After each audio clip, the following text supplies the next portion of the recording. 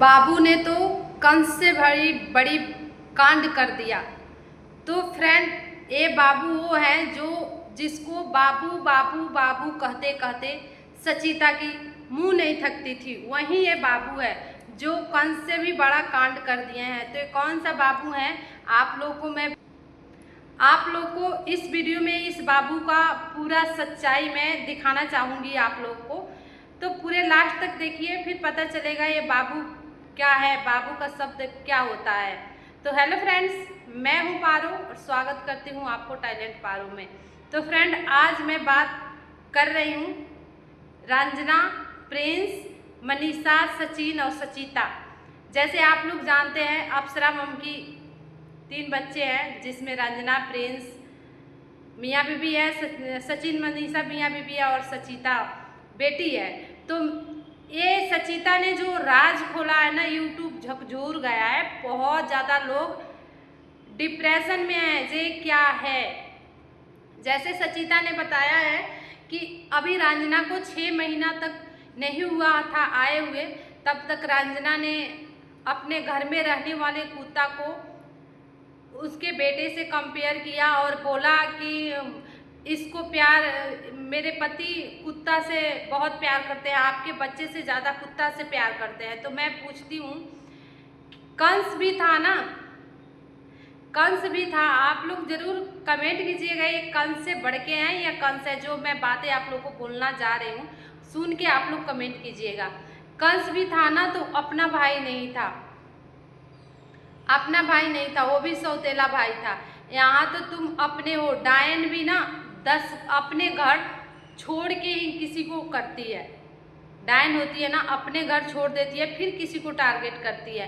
और ये कंस मामा क्या कहें, कंस मामा तो कम पड़ जा रहे हैं। कंस मामा से भी बढ़ के जो ये मामा है ना, माँ का डबल अर्थ होता है मामा। माँ एक होती है सिंगल और मामा डबल मिला के बोलते हैं। तो मामा कितने बड़े होते हैं आप लोग को तो पता ही होगा। लेकिन ये मामा तो ऐसे कर्तव्य से भरे हुए हैं ना, बस सोशल मीडिया पर दिखा रहे हैं कि हम बेचारे हैं। बेचारे नहीं है, ये बहुत बड़ा बेचारी हैं। ये बेचारा नहीं है, बेचारी है। तो इन्होंने बहुत बड़ा कांड किया है उस बहन को, जो बहन हमेशा बाबू बाबू बाबू बोलती रहती थी। इसको बाबू ही बोलती थी। हम लोग देखते थे, बहुत सारे ब्लॉग में देखे भी हैं कि इसको बाबू बोलती थी।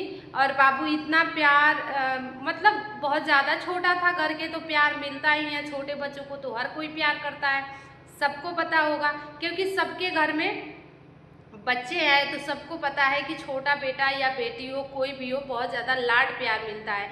और उसी लाड प्यार के कारण बच्चे इतना खराब हो जाते हैं कि हद से ज़्यादा। शायद सब लोग के घर में ये बीतती होगी कि छोटा बेटा, सबके घर में, मैं कंपलसरी कर रही हूँ, सबके घर में बीतती होगी। शायद हमारे घर में भी है, मैं ये भी कह सकती हूँ।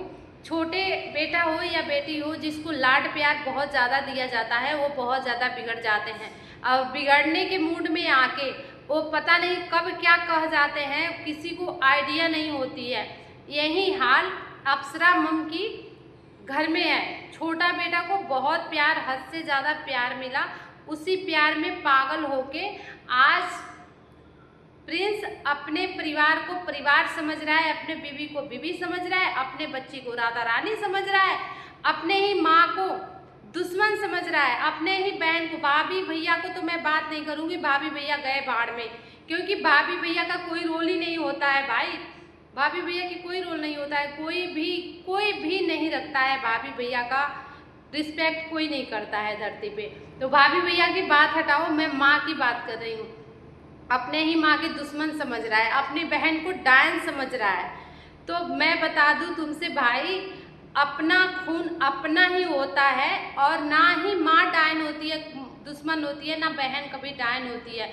बहन कभी नहीं चाहेगी कि अपना घर बर्बाद हो जाए, मेरा मायके वाला बर्बाद हो जाए, क्योंकि बहुत बहन है कि दुश्मनी करती है, लेकिन फिर भी कितना भी दुश्मनी करती है, फिर भी नहीं सोचती है कि मेरे मायके वाले बर्बाद हो जाए, मेरे मायके वाले खराब हो जाए, क्योंकि उसको ना समाज में दिखाना होता है कि मेरे मायके वाले अच्छे हैं। तो इसलिए वो कभी नहीं चाहेगी कि मेरा मायके बर्बाद हो जाए। रहा बात मम्मी की, तो मम्मी तो भाई मम्मी होती है, किसी की भी मम्मी, माँ कितना भी खराब हो जाए। मैं पहले ही वीडियो में बताई हूँ कि बेटा पुत्र कुपुत्र हो सकता है, लेकिन माँ कुमाता नहीं हो सकती कभी। आप लोगों ने कहीं भी इस उदाहरण को सुना होगा कि पुत्र कपुत्र होता है, माता कभी कुमाता नहीं होती है, बस कहने की बात है। और दूसरा क्या, प्रिंस अपने ससुराल में गए हैं, वहाँ बहुत बड़ा सही है, अच्छा है कि इनका स्वागत हुआ है, इनकी लाडली को स्वागत हुआ है, राजना की स्वागत हुआ है, सही है, अच्छा है, हम भी समर्थन करते हैं, होना ही चाहिए। लेकिन अपने माँ को नीचे दिखा रहे हो, ये बात गलत है।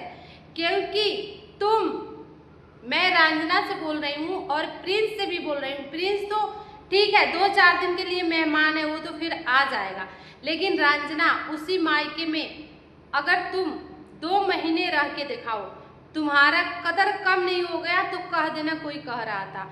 और ससुराल में हम लोग सालों साल रहते हैं, लेकिन कोई कदर नहीं हमारा बराबर रहता है, क्योंकि ससुराल हमारा घर होता है। तो ससुराल हमारा बराबर रहता है, कद्र वही मिलता है जो पहला दिन मिलता है, वो हर दिन मिलता है। बस देखने की नज़रिया बदलती है ससुराल में, और मायके में भी देखने की नज़रिया उल्टा होती है, क्योंकि हम खुले आंखों से मायके में नहीं देख पाते हैं। हम एकदम से ना विश्वास पे जीते हैं मायके वालों के साथ, लेकिन ससुराल वाले के साथ ना नज़र से जीते हैं। तो इसलिए मैं सारे बहनों से बोलना चाहूँगी, आप लोग जैसे मायके में जीते हो वैसे ससुराल में भी जिया करो, और ससुराल में भी खुश रहा करो। ससुराल में खुश रहने से आपको सारे चीज़ों की जड़ खत्म हो जाएगी। मायके में खुश रहने से बस बाप माँ खुश होंगे कि हाँ मेरी बेटी खुश है, भाई भौजाई खुश होंगे कि मेरी बहन खुश है, खुशी से रह रही है, आई है तो खुशी से है। लेकिन ससुराल में अगर थोड़ा सा भी खुशी आ रहा है तुम्हारे चेहरे पे, तो सारे घर खिलखिला उठती है, सारे घर अच्छे से रहती है।